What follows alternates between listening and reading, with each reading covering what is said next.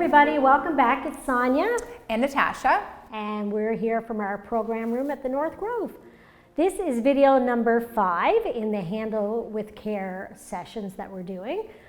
This one is not a building block per se. We're going to be talking about self-regulation, and we're going to be showing you a special kit that we've made. So what we want to talk about today is self-regulation because it is so important and it's a big part of what we've been talking about so far. Self-regulation is a skill. There's lots of definitions for it, but the one that I like that I read said that it allows children to manage their emotions, their behaviors, and their body movements. So when we think of a child who is having a tantrum, that means they're having trouble with self-regulation. And that self-regulation happens when faced with a tough or difficult situation. So 2 things there, it's a learned skill. So just like we would say that walking and talking, some of those physical things are skills that children have to learn, self-regulation is a learned skill. We're not born knowing how to do it. In fact, I would bet to say many adults would say that they struggle with self-regulation, and that it's a sign that the child is struggling with something.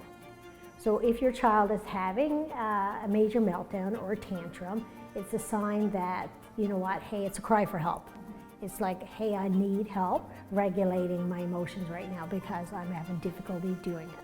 So one of the things that I like to do when Tash and I are in groups together is talk about something called flipping your lid. So if you've heard that expression before, we'll often say, oh, they flipped their lid. It means that they've kind of lost control. They've lost their temper. They're not thinking clearly. So you flip your lid, almost like when you're boiling a pot of water and you got the lid on and all of a sudden it's bubbling and it just, right? Everything just spills over. So Dan Siegel is a professor of psychiatry at UCLA, I guess, and he was the first person I ever saw do this. So flipping your lid is a hand model, so you're just kind of going to hold your hand like this. I guess what he would say is like this is the brain stem, and that this part, the thumb, is your emotional part of your brain, the limbic area, and it works in conjunction with the brain stem. So those are like, I've often heard people say the caveman part of the brain is the first part of the brain that was ever developed, and it's where your fight, flight, and freeze come from. So some of those, so back in the day, if you were to see a tiger, you would do one of 3 things. You would either, fight the tiger, you would run away from the tiger, or you would like freeze me and I don't know what to do, right? So that's your fight, flight, or freeze. The second part is this part, and it's your cortex. So it's this part right up here. It's the part that allows us to think. It's the reasoning part of the brain. It helps us perceive the world. So this is kind of that part. And normally the 2 are together. They're connected so that this part and this part are always sending signals. So you know what? You say, oh, it's a tiger. And then your brain's like, is it really a tiger? It can't be. You're in the middle of a city. Maybe it's something else. So it is that reasoning part of the brain. And then they talked about one more part, is this part here, is the prefrontal cortex. And this part is the part that's behind your eyes, believe it or not, and it regulates the 2. So when this is working, it's great.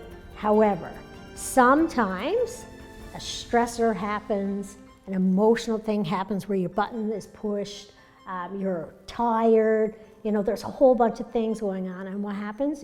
Boop, it flips your lid. So when that happens, your emotional part and your reasoning part aren't connecting anymore. We've talked about in one of our groups, they'll talk about upstairs and downstairs brain. So, your downstairs brain, emotional part, upstairs brain is that reasoning part, and there's stairs. Well, something, broke the stairs or something disconnected the 2. So when that happens, and we say we flipped our lid, we're no longer balanced. We're not connected or flexible. In fact, we're gone back into that fight, flight, or freeze. So I like to say this because sometimes we think when kids are acting out and having a tantrum and a meltdown, or we think they're doing it on purpose, they're being manipulative. And although sometimes, they may do a few things for that reason, when they're actually having that meltdown, chances are they flip their lid.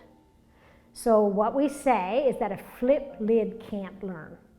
And it's our priority to put that lid back on. So how do we put that lid back on? That's a pretty big thing. It is, and I find it so interesting that the term is like flipping your lid, because you're right. Oftentimes we'll say like they just freaked out, lost it, right? And that really is that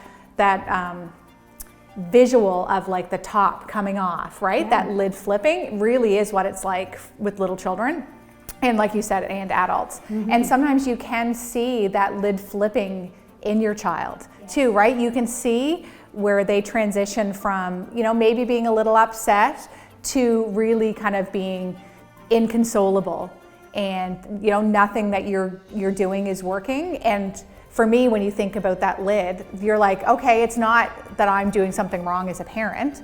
It's that right now they are not in a place for us to try to reason with them, give them logic, tell them what they should or shouldn't have done, right? It's a time to bring that lid back down.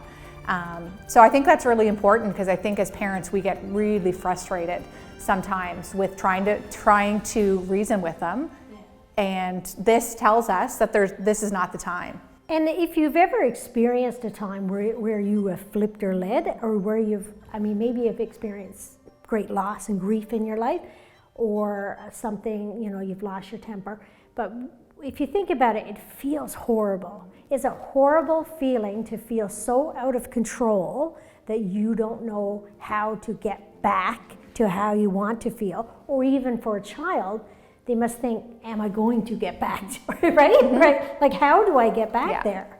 Yeah. And then picture then two people, you know, a child and a parent who have both flipped their lids. Yeah. Right? Because sometimes as parents we can be pushed to our lid being flipped too.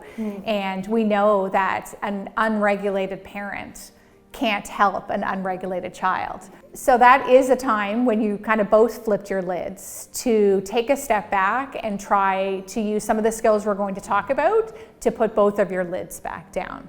And the hope is that it's a skill that your child will learn, and a skill that you as the parent will learn as well.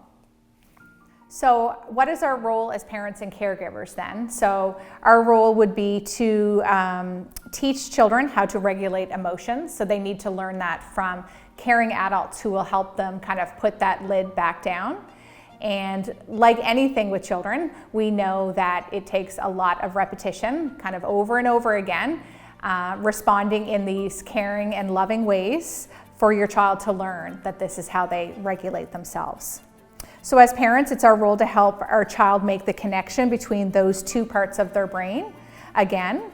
And the good news is there's lots of ways for us to do that. So one way is by modeling appropriate ways to express emotions. So when you're angry as a parent, modeling ways that are acceptable to handle your anger or frustration, and saying to your child, I'm really angry right now, so I'm going to take a minute and calm myself down. Or I'm really frustrated, so I'm going to walk away from this task and I'm going to come back in a few minutes when I'm feeling a little bit better.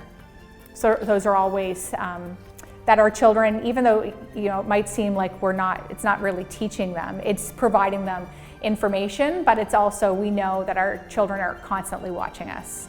So sometimes it doesn't even involve a lot of talking, it's more by doing. So they may notice that you're stomping around and they're like, oh, something must be wrong with mom right now. So they're watching you and learning from you. Another thing as parents you can do is hug and reassure your child that it's going to be okay. So our children need to know that we are somebody for them that they can come to, that will help be that really calming presence, can help them calm down and learn some skills themselves to calm themselves down. I love that one. I think it's huge too. It's such a big part. Sometimes, you know, we think that when they're going through something that we have to have all the answers right now and know how to fix it. And sometimes you don't know, or there's no way to fix it. But a hug is huge, or sitting with somebody and just letting them be, right? Yeah. And so, sometimes you just need to be with that emotion, right? and that's okay. So not everything is fixable either, right? The fix might not fix the problem, it just might fix how they're kind of feeling in that moment. And a hug, it may not make everything go away, but in that moment, it's going to provide some reassurance that somebody is there and cares. Another thing we can do is we can teach them some tools to calm themselves down. So I think about like babies, and when you think of all of the things that you had or can have when you have a baby that helps them kind of regulate themselves. So when they're upset, we kind of go through these things in our head, you know, are they hungry? Are they tired? Do they need to be changed? Do they need to be changed position because they're stuck on the floor and they can't get their arm out from underneath them? But all those things really are tools. So they've got soothers, we've got blankets, we've got comfort toys and comfort things that provide them some comfort when they go to bed. But that kind of all tends to disappear once they get a little bit bigger, right? We all of a sudden seem to think that they should be able to handle all those other things or all those things that come to them on their own, and that's not true. They still need to be taught how to handle things. So there are lots of tools that we can teach our children. It could be breathing, it could be going for a walk, and we're gonna show you, as Sonja mentioned, a kit that we've put together full of tools that you can use at home with your children to help them learn on their own to calm themselves down. You can talk to your children about how their bodies feel. So I'm somebody, like, if I start to get really hot and red, I know that maybe I'm anxious about something before my brain knows I'm anxious about something. So talking to your child about, you know, how did it feel when you were mad? Did you know you were getting mad before you threw the toy? Was there something in your body that was telling you, you know, I may not be feeling so good right now? Really getting them to connect kind of the physical things that their body may be doing with how they're feeling in their emotions. And they say, like, going back to flipping your lid, if you could feel like, you know, yes, it may go like this, but a lot of times, like you say, you can feel it just kind of, right? That build up. So right. if you know ahead of time that, hey, you know what? And you can do the hand model with your child, or you can talk about flipping the lid of a pot. It's pretty simple.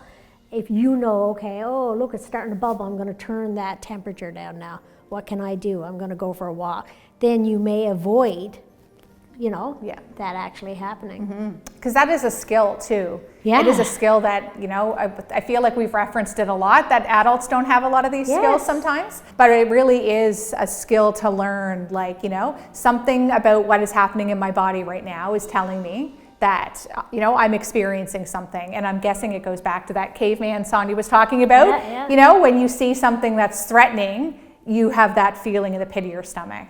So, you know, referencing some of those kind of physical things, connecting them to how your brain is feeling, and then how that ends up making you act or respond. And the last thing that we can do is label and talk about different emotions with our children. So that's something that you could do at home too, is make a list of all the emotions that you can think of. In our groups, we would sometimes do this as an icebreaker or as a group activity, and the amount of emotions that we would get on a flip chart always astounded us, because, you know, we start with the common ones like sad and angry and mad, but there are so many emotions that we could be teaching our children about. And I think of anxious because it, you know, it tends to be something that we see a lot in children nowadays. So acknowledging that, you know, it's okay to be nervous and anxious, and that is a feeling, and to not minimize that. So I challenge you today, if you have, you know, children who have good vocabulary and are old enough to understand this, to try to make a list of emotions and let us know how many you came up with, and share one that is, you know, maybe not so common. We always get, I'm trying to think of one that we've gotten that is kind of really, you know, we've had discussions, is bored an emotion? Is boredom an emotion? Is being alone or lonely an emotion? Or jealous. So, jealous, right? Yeah. But they are things that people feel, so. Yeah. So share a curious one that you've come up with, or that your child has come up with, that you maybe would have thought, you know what, that I never would have thought that that's an emotion, but if they're acknowledging it, there's something there. Yeah. So what I'm going to show you now is a calm down kit that we have. We have a limited number of these calm down kits available. So if you have a child between, say, 2 and 6, and you think that they would maybe benefit from something like that, drop us a note down below this video or send us a Facebook message and we will hook you up with one. So inside our Calm Down kit is all kinds of stuff that are going to be used as tools to help your child learn to deal with some emotions.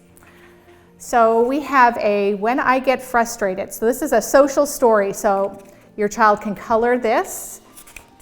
And this says, sometimes when I am frustrated or upset, I make choices that can hurt other people's bodies and feelings, but I can make good choices. So a little bit of coloring, a little bit of talking about emotions, and what we know about children is they learn best kind of when they're not sat down and talked to about some of these things, that it's a conversation with them and not a conversation to them. We're not trying to impart all of this knowledge on them. We're trying to have a discussion about it.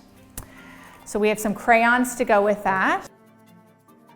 We have a squeezy toy. So, sometimes we would call them like a stress ball. Yes, yeah.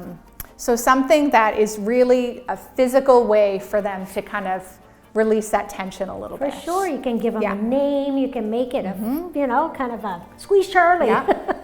Sometimes parents will say that they have a problem with children throwing things when they get angry. So this might be something that maybe you decide within your family that it's okay to throw this in their bedroom. Yep.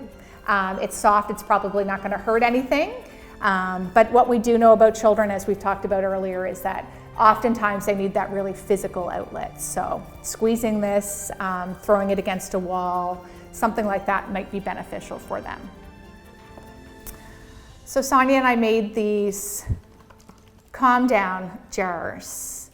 So the premise of these is that you would just give them to your child and you would shake them up. And I find it like mesmerizing to watch these things. So, sometimes it's just giving your child something different to focus on.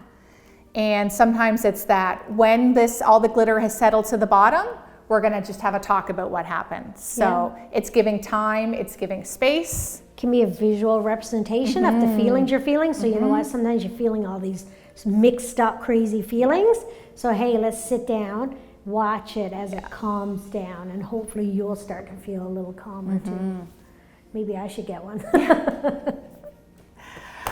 And we have some bubbles, so some spill-proof bubbles. So bubbles are something that in our playroom here at the North Grove, if there's a child that's upset, if there's a child that's experiencing some separation anxiety, frequently you will find somebody going to look for bubbles. It's distracting for the child, which is really great, but also sometimes they'll blow. So it's working on kind of bringing them back down, regulating their own body, regulating their breathing, making their body feel a little bit calmer. So we've included some bubbles in this. Some Play-Doh. So similar to the squishy toy, sometimes I find myself going down to the playroom and just kind of playing and rolling with it is a very soothing kind of activity. So Play-Doh. A Slinky. So who doesn't love something like a Slinky? So again, the busy, I can't remember the saying is, but it's like busy hands make busy minds or something like that. So sometimes it's just really good to get your mind off whatever was going on and focused on something else. Yeah. Children are very visual people too, right? So like looking at this, it can be very mesmerizing as well. Talking about what it can do, again, gives your child and their hands something to focus on and hopefully bring themselves back down. So we have a few cards here and they say, I can calm down by, so this little one is having a drink. Of water. Of water. I can calm down by humming, by finding a quiet place. I can calm down by taking deep breaths or counting to 10. So the idea from this is that not every activity is going to work with every child or every person that needs some help with regulating their emotions. So you could talk about all of these. You as the parent could kind of go through them and pick a few that you're going to try with your child, see what works. Depending on the age of the child, they may want to look through them themselves and say, this is what I want to try. These are the 3 things that I think I'd like to try. I think sometimes when you're kind of in the heat of the moment, you don't know what's going to work, right? So having a resource like this is really great because you can pick them up and say, what do you think, what do you want to try? What do you think we could try today to bring ourselves back? And sometimes we talked about feeling that lid flip or feeling the buildup, when you see that as a parent, maybe that's the time that you want to grab these and say, you know what, let's do some stretching. Let's listen to some music. I feel like things are getting a little tense. So let's do something, together to bring you back down and to get a little bit relaxed. So we have a pouch of lavender. That's actually from our farm. From the farm. And it is glued and tied. So it is glued so it won't come open, but it is something I encourage your child to smell, because there is something about the scent of lavender that studies have proven that it does help and relieve some of that stress. So we have some pens and some paper here. Depending on the age of your child, sometimes coloring, marking, writing, anything to kind of get what's up in here out on a piece of paper. And I remember these from my childhood, which tells you how old I am. But again, a distraction.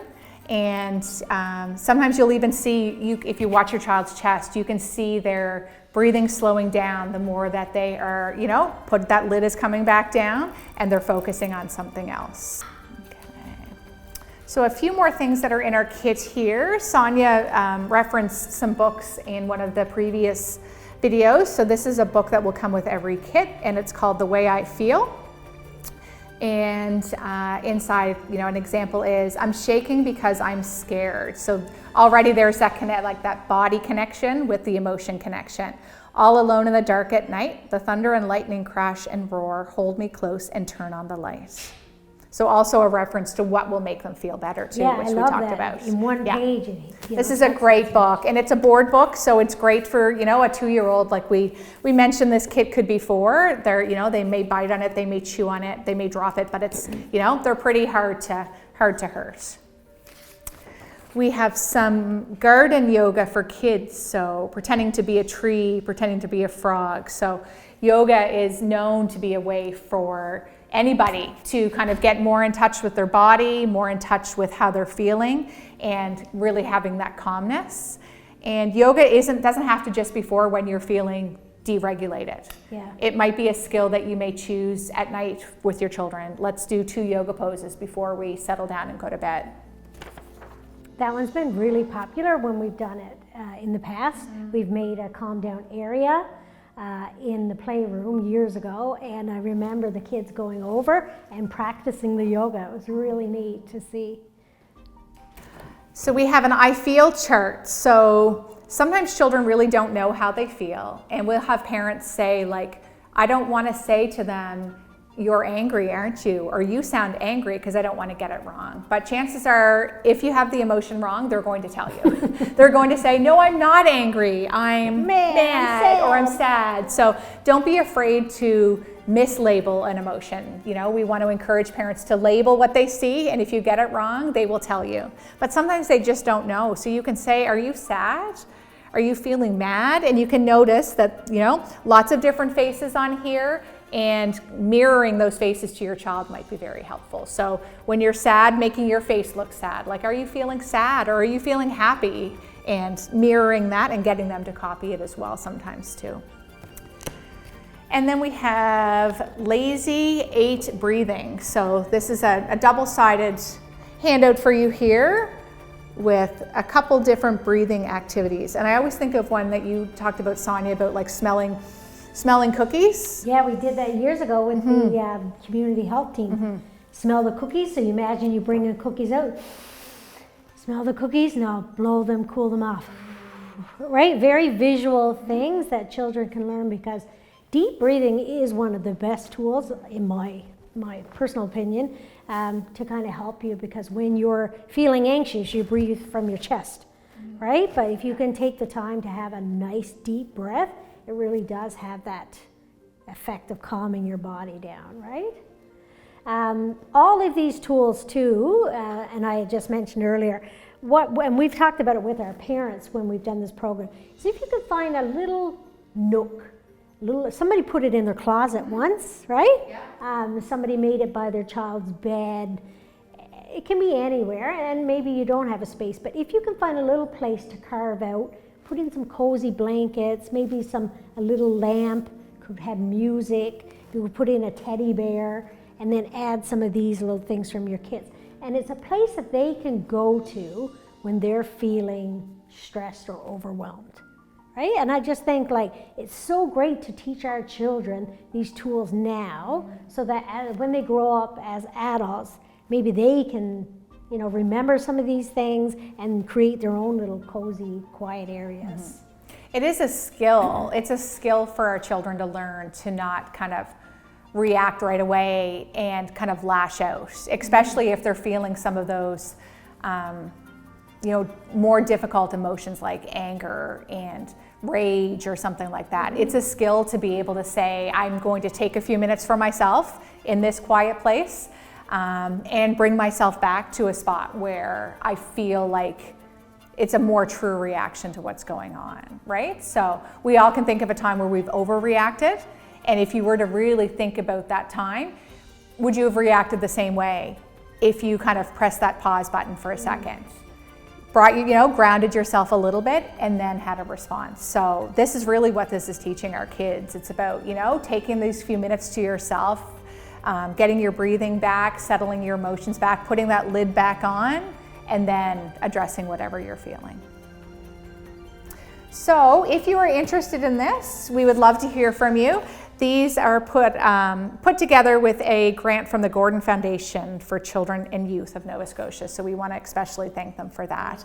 And it was a lot of fun putting these together. And if you have other ideas of things that you are already doing at home to help your child regulate their emotions, we would love to hear them as well. And there's lots of resources on the internet, lots of examples of calm down kits. So this is a calm down kit that we've made for younger children. But you can make calm down kits or have calm down bags for older children as well, right? And they just look a little different. So, you know, you can start, my daughter's a teenager, so she can have essential oils or maybe a scented lotion, like those types of things that you can kind of think about to also create places that they can go to calm down when they need to. And the good thing about, you know, a lot of these things, or even some of the things as children get older, is that it could be something that they keep in their pocket. You have those little rubbing stones, you know. Nobody needs to know you're doing it to kind of, you know, ground yourself and regulate your emotions. But it's a tool that we're hoping that children can use that will help them kind of down the road and as they grow too. So thanks for joining us for this session. Drop us a note below if you're interested in one of our kits. All right, thank you.